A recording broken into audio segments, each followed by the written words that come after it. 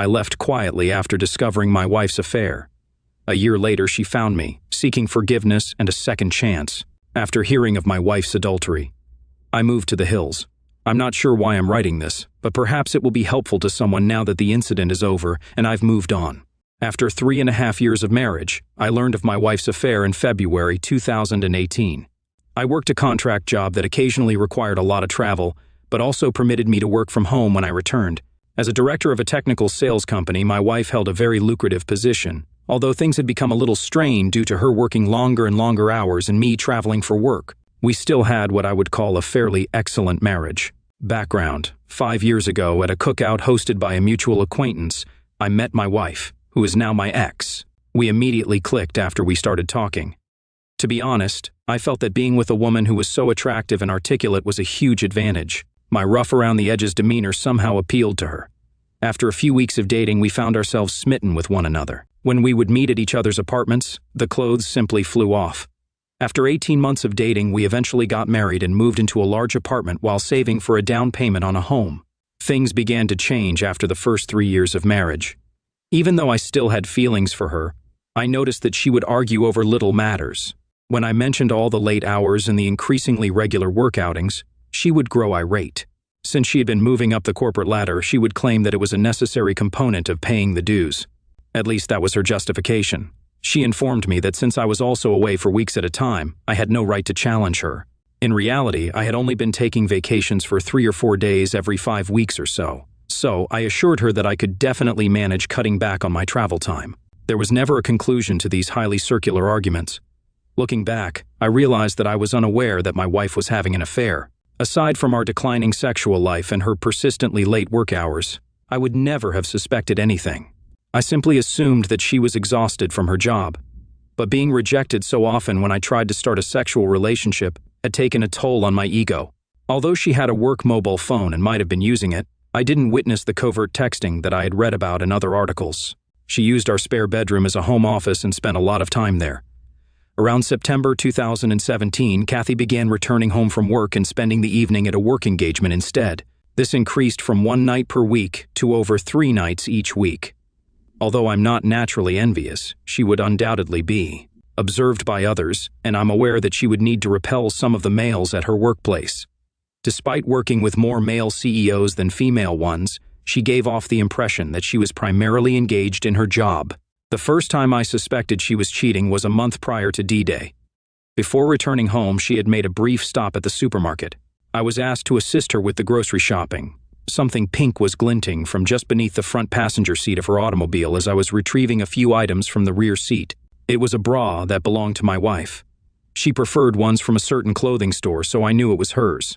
Looking back, I can see the bra was a warning sign.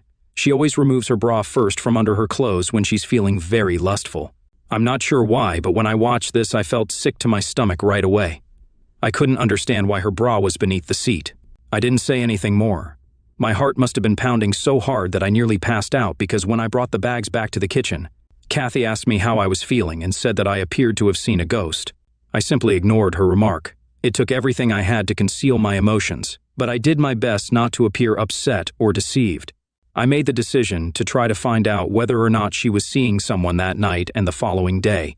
I began to consider all the hints I could have overlooked. Other than the bra, I had no evidence. She works in an office building downtown, and we live in a reasonably big city. I made the decision to temporarily put the affair idea out of my mind and consider giving her more of my attention. I prepared a delicious meal and arranged the dining table with elegant plates, silverware, and candles one Friday after work. I purchased an arrangement of flowers and a lovely bottle of wine. I pointed out the dinner and everything I had made when she arrived as usual, breezing in after work.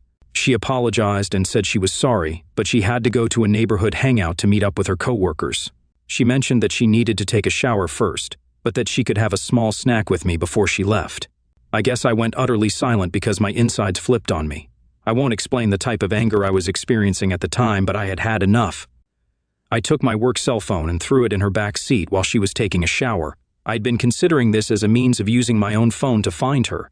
I walked into the kitchen after that and threw the food and flowers in the garbage. After taking a shower, she got ready and looked stunning, as always.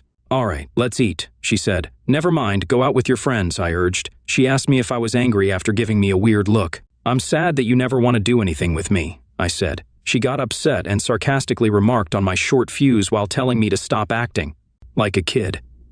"Foolish me," I muttered as I stood there, allowing everything to settle in. For once, I felt we should spend the evening together. She simply gave me a sly smile and stormed off. I pulled out my second phone and began following my work phone when she departed. About 20 minutes away, at the bar she often visits with her coworkers, I caught her stopping. I made the decision to go find her automobile. Indeed, it was in the parking lot of the bar. I waited to see if I could see her in my car across the street. I felt completely different, like a stalker, but I told myself that I had to calm my fear of her whereabouts. I observed her leaving the bar with a man about an hour after I got there. He had the appearance of an executive from her company. He took hold of her, drew her near, and planted a kiss on her lips. My body was totally numb, and my stomach started to clench up. They went to a different vehicle and climbed in together. When their automobile pulled out, I tried to keep up with them. You guessed it, they drove to a hotel 10 minutes away. As I stopped on the street beside the hotel, I saw them exit holding hands and enter. I'd seen enough. I felt foolish. I began pounding the steering wheel with my fist. That was it. Something went totally blank inside of me. I'm not sure if I had an out-of-body experience or blacked out, but as I got better, I felt like I wanted a drink. At this point, my life started on a path I never would have imagined. I simply began to drive out of town, replaying all that I had just seen. I was crying out of anger, as much as I hate to admit it. I located a pleasant little tavern on the outskirts of town, some 30 miles away, and stopped in. I ordered a drink while seated at the bar. The bartender, a lady, said that I looked like someone had taken the wind out of my sails, so I guess I looked like death warmed over. I answered, half smiling, "You could say that." A man sat down beside me and struck up a discussion, even though I didn't feel like talking. There was something about this guy that put me at ease. We struck up a conversation, and eventually, my wife's infidelity came up. I told her that all I wanted to do was get away from her and forget about her. "You're not alone, buddy," he replied, giving me a back pat after giving me a quick glance. "I experienced that a few years ago. I think there's a reason why these things occur. Your life can now take a positive or negative turn. I assure you, at this point, everything is totally up to you." His remarks, for some reason, jolted me out of my gloom. Even though I was aware of my pain, I've always been able to see things rationally, and he was absolutely correct. We identified ourselves. Ray was his name. I really liked his salt-of-the-earth vibe, even though he was more of a country guy. "Are you going to move out?" he inquired. I suppose I never thought to look that far ahead. I had a fight-or-flight response going on, and I knew I didn't want to be around this woman any longer. "I have an idea, and I feel very sympathetic to your situation," Ray added. "When the time comes, I have a mobile trailer on my land in case you feel the need to go. It might require some work and isn't very good. Why don't you visit and see if you could imagine yourself briefly residing in anything like that? I'll give you a terrific bargain on it. At least you could even park it on a lovely piece of property I own. I would appreciate it if you could watch it for me. It could be beneficial to escape your predicament, just a thought." I took a moment to comprehend his concept. Hell, honey, if I could have escaped my crazy ex-husband years ago, I would have jumped at the chance to go live in his trailer, or anything, just to get my head on straight, added the bartender, who had been listening in on the chat. Perhaps this was just what I needed, but I felt as though I had wandered into the twilight zone. "Yes, I'll think about it and maybe check it out," I said to Ray after a while. We split up and agreed to get together at his house in a few days. I began to feel as though I had some perspective and an opportunity to escape what I thought was a terrible heartache combined with a nightmare. I knew one thing for sure: I would never ever want to spend time with my wife again. I find cheating to be so disgusting, and it has always been the one thing I thought I would never put up with. I sat on the couch when I arrived home that evening. After Kathy asked me where I had been when she came out. "Where have you been?" I questioned, turning to face her. "You know I went to grab drinks," she said. I directly inquired, "Are you having an affair?" She appeared surprised, but she soon collected herself and responded, "No, or why would you ask me that?" I informed her that I had heard she might be seeing someone at work. "Who told you that?" she said. "Someone I know," I said, but I kept the name secret. After saying "You're being ridiculous," she accused me of being intoxicated and insane and inquired about my whereabouts. "We're going to a bar to enjoy some drinks with our friends," I remarked. Despite her obvious desire to ask more questions, she returned to our bedroom and went to bed. Now that I had proof that she had been deceiving me for months, I made the decision to sleep on the sofa. I couldn't sleep at all because I kept seeing her in bed with this guy. I felt sorry for myself, disgusted and hurt, but then I thought about Ray's trailer. The thought of it cheered me up, and it was almost like a revelation. Something must be wrong with me since the fight-or-flight response automatically activated amid the pain I was experiencing, and I preferred the flight response. We didn't talk much the following morning and carried on with the weekend as if nothing had occurred. I scheduled a meeting with Ray a few days later. I noticed that Ray had a lovely ranch when I got there, and the trailer was actually quite nice, about 26 feet long and fully furnished. It brought back memories of a fun spring break trip I took with pals while I was in college. Ray accepted the money I offered him for the trailer. To be honest, I almost took it from him. I drove over to see his ranch property after he gave me directions. There were hiking and biking paths close by, and the area was lovely, with lots of trees and scrub vegetation. Ray had a little cabin on a hilltop overlooking the property, with electricity and water accessible for the trailer, and it was close to the foothills of some mountains. Ray promised to set up the trailer for me and pull it to the location. I tried to get Kathy to come clean over the course of the following few weeks, but all I got was gaslighting. I even bluntly warned her that there would be no turning back if I discovered she was cheating. As a result, she became even more engrossed in her affair fog and began to lash out at me with denials. I nearly laughed at how awful the denial was. I scolded myself for not capturing pictures of the two of them, and I had no tangible evidence that she had cheated.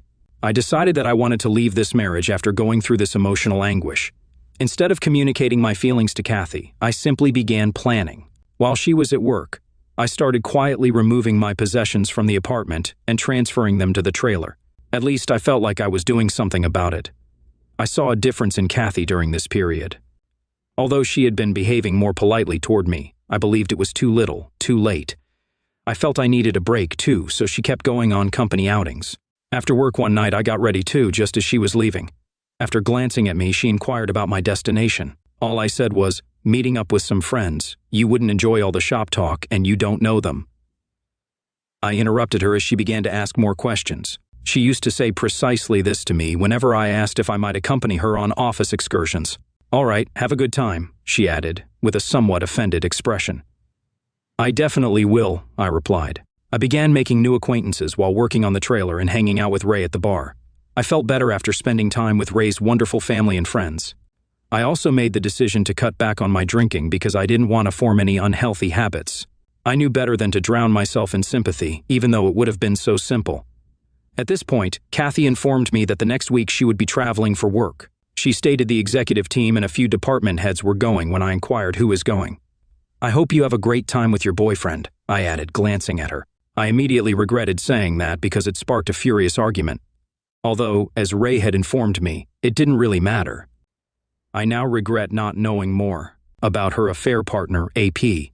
"It doesn't matter who the other guy is," Ray replied. "The fact that she chose to leave you is all that matters. She destroyed the marriage, whether she admits it or not, brother. Facts are facts. Ray ought to write a book for the betrayed." Damn it, I had the ideal opportunity to move out entirely during Kathy's work vacation. When she was gone, I collected everything valuable that was mine, including clothes, laptops, and equipment. I didn't take any shared goods or furniture. I left a note before I left. It was a lengthy explanation at first, but I chose to make it brief. I wrote, "I hope it was worth it," on a piece of paper. On top of the note on the kitchen table, I set my wedding ring. I felt like a great weight had been lifted as I left. I was liberated. The hurt would take time to heal and there would be baggage to cope with, but I had started. I needed time to myself and to swiftly and quietly get rid of her. The fact that I hadn't challenged her or coerced a confession didn't make me proud. I hadn't screamed or shouted. She didn't deserve it, in my opinion. She disregarded everything we owned, including our plans for the future, our aspirations for a home and a family, and now it was all gone. There was no turning back. I owed her absolutely nothing. She could handle the consequences. I hadn't planned anything or called a lawyer. I just wanted a new beginning and some clarity. The air from the mountains was just what I needed when I got inside my trailer. I resumed running the next week, and it was wonderful to be alive.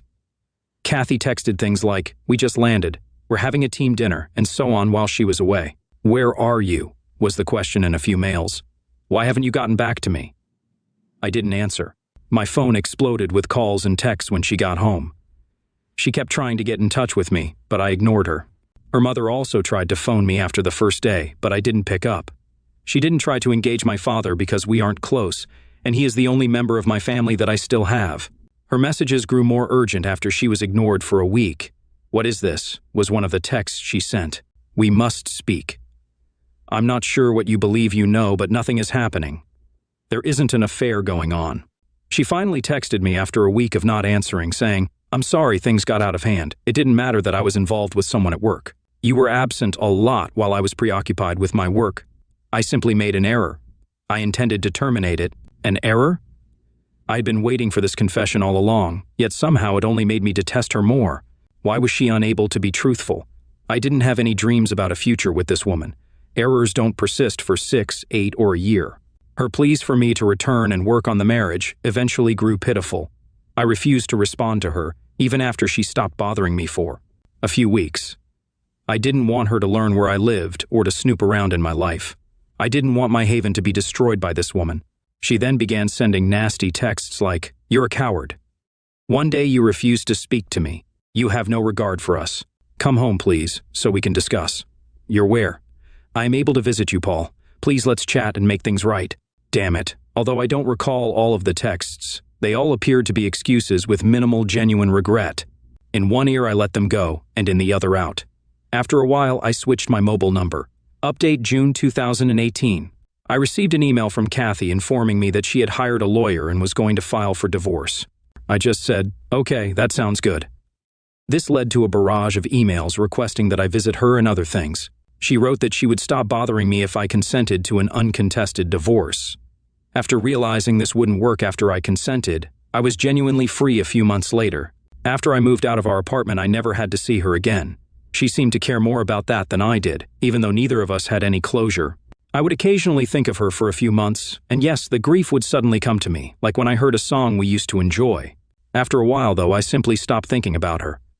Update 2. Now that I'm officially divorced, things are going great. In actuality, I got to know a wonderful girl just down the hill from my house. I was running on the trail. We clicked when I helped her replace a flat tire. Despite being a few years younger than me, she is fantastic and quite adorable. She refers to me as her mountain man and adores my way of life. Although I'm not in a rush to commit, I also don't intend to give up on women entirely. I have no intention of moving out of the trailer anytime soon. I enjoy being outside and have simplified my life. It made everything easier for me, including the grief and my ex-wife. I am aware that everyone responds to these situations in a unique way. I was fortunate to be in my 3rd year of marriage and not yet a parent. I believe I acted in my own best interests. You don't have to spend your entire life with someone who cheats. If you experience something similar, try not to think about it too much. Continue living your life as you improve yourself. It will get better. I hope everyone has the finest possible life. I've revised this roughly 5 times to make it readable, and I just wanted to give you an update on my ex-wife's condition. I was worried that my ex-wife was attempting to find me, as I indicated in my earlier post. I left our previous residence, which was around 2 hours away. I ran into her last weekend at a coffee shop I often visit in the town close to my home. It didn't seem like a coincidence to me. Fortunately, I managed to get away before she noticed me. 3rd update. I went into town this past weekend to get groceries and made a stop at my normal coffee establishment. I was utilizing their free internet to work on some paperwork for work. I finished and walked out of the coffee shop. I was on my way to my pickup when I heard someone shout, "Paul!" When I turned to look across the street, I saw Kathy. I was being waved at by my ex-wife. Finally, Armageddon had arrived. She hurried across the street toward me, and I stood there in disbelief. As though anticipating an embrace, she walked over and extended her hand. I stopped her in her tracks by instinctively holding out my arms with my palms up. She appeared to be in severe pain. Then she added, "I've been searching for you, Paul. I've wanted to see you since I heard you moved here. Can we have a conversation?" Guys, I felt like an animal confined in a cage. Yes, I did. "All right, let's find a table or something, and we can talk for a minute." I finally gave in when she asked if we could come to my house. I firmly refused. At the end of the street, she trailed me down to a bench outside a small store. She began by remarking on how much I had changed and how much she liked my new appearance, beard, and level of fitness. She raved about how much my body had changed. Wearing a tank top, small white shorts, and her hair in a ponytail, just like I used to enjoy, she was really putting on the charm. I had my radar set high. She was clearly attempting to activate the sex appeal. I needed to control myself so I could see where this was headed. She began by saying she was sorry about the affair. She claimed that after I left, karma had severely impacted her. When her employer learned of the affair, the situation became so tense that she eventually resigned. Her affair partner AP, who at the time was engaged, received criticism and was transferred to a different department within the organization. She replied by telling his fiancé the truth after he blamed her for everything, which caused them to split up. This is when she bowed her head and began to weep. I didn't say anything. I just sat there and looked around. She stood up straight and looked at me for a while. "What do you want from me?" I asked. She assured me that she had no intention of having an affair. She stated that the company's politics and positioning drew her in, and that her AP used his charm and influence to corrupt her. She acknowledged that she felt she was taking advantage of him, as much as he was taking advantage of her after I accused her of cheating. She stated that she intended to come clean. She drank after work to ease the guilt she felt at the moment because she loathed herself. She claimed that she felt so stupid, so alone, and as if her heart had burst with loss immediately after I departed. She ended her relationship with her AP right away. She believed she had to find me to see if there was any chance of reconciliation because I refused to speak with her or get in touch with her. She desired a fresh start. She hoped we could start afresh, even though she knew we were divorced. I simply gazed at her. I then gave it to her. "You have no right to come out here and undo all the harm you have done. Do you think I'll overlook everything you did to destroy our union? As I previously stated, we were done if you cheated. Forgiveness does not exist. This relationship will not be restarted. You murdered it. As soon as you left me, you ruined everything we had. How foolish do you believe me to be? One evening I watched you enter a hotel with him. Were you aware of that?" I became aware that people were beginning to notice that my voice had been getting louder. She grabbed my arm and started crying. After letting her sob on my shoulder for a while, I pushed her away. "I deserve all this," she replied, glancing up at me. "I'm certain that I do. If nothing else, would you allow me to take you out to dinner?" "I'd rather not go. I would like to speak further. I want to make sure that we are transparent about everything. You need to spend more time with me than you have in the past, Paul. Please, I love you so much. Even though I know you might not want to hear it, before you left me, I had no idea how much I loved you. You broke me as much as I broke you. I'm unable to forgive myself, and I don't want to do so till the day I pass away." She began to sob uncontrollably and hyperventilate. I lifted her up and gave her a hug. It seemed like my only option for soothing her. I knew then that I had shattered her heart as severely as she had shattered mine. Walking, we found a peaceful spot to carry on our conversation. I said, "How did you find me?" When she had calmed down. "Have you engaged a private investigator?" After giving it some thought, she responded no with a small giggle. She clarified that she asked how things were going when she ran into Stacy a few weeks prior. Stacy didn't mention that she had noticed me. Kathy forced her to reveal all the information. I had warned Stacy not to tell her, so she was reluctant, but Kathy persisted. Stacy finally gave in, but all she knew was that I lived somewhere close by and was in town on her days off. She began to come here to check on me. I kind of laughed when she said that, thinking, damn, Stacy can't keep her trap shut. She blushed. We ultimately decided to have dinner at a charming little spot with a patio. I made sure we didn't drink anything since I wasn't going to give her a reason to be kind to me or say she wasn't so inebriated that she couldn't drive back. In fact, we had a good conversation. I then escorted her to her vehicle. She insisted that she hadn't dated anyone else since I left and vowed fervently that I was the only person she wanted. So she pushed me hard to stay longer. "No, it's still way too early for me to go down that road," I informed her. She pleaded with me to come back, but I didn't say yes. After giving her my new email address, I didn't say anything more. My response to her request for my phone number was, "You'll just blow it up with texts and calls." She wept over it, but in the end, she agreed with my choice. She promised to send me an email with information on returning to town the following weekend before she left. I asked her directly, "Would you have forgiven me if I had been the one cheating?" before she got into her car. "Yes, in time. But only if we saw a marriage counselor and worked through the healing process with lots of talking, maybe even a binding agreement," she responded after pausing to reflect. "All right, maybe I could do that in 5 or 10 years, I answered. "I would wait if that's what it would take," she replied. She then took both of my hands in hers, looked me in the eye and said, "God damn it, Paul, I will always love you and will do anything to prove it." This statement truly caught me off guard. Her remarks continued to upset me even after she left. She had spoken those words so firmly. However, I was still unable to envision us reuniting, even though I felt better about the incident. I was unable to perceive her as a friend at this time, perhaps a friend. But even that was a mystery.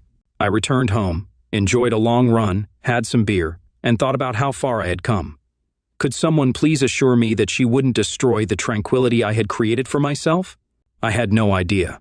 I had the luxury of time to sort through it and get perspective, but it was all still too vivid in my mind.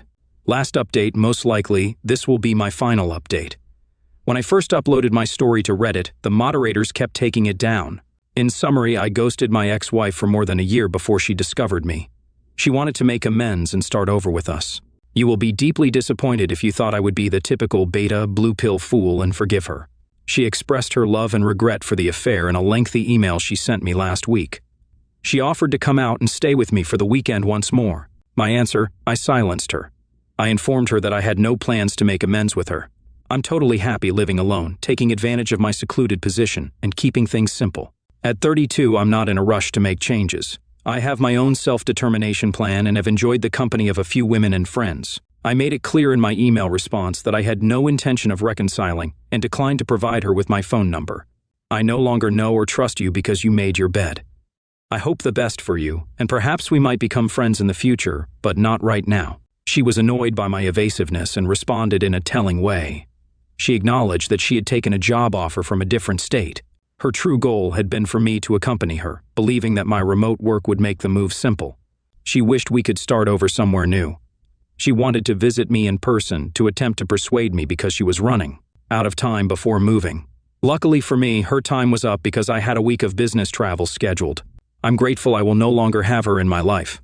She will soon recognize that her time with me is over, but I anticipate receiving a few more emails. She'll need to find someone else, and she might even cheat on them. To anyone reading this, make the most of your life, let go of the past, and give yourself the strength to go on. To all of you, good luck. Thank you for watching. If you haven't subscribed yet, please do so and hit the notification bell to stay updated with more shocking real-life stories happening around you.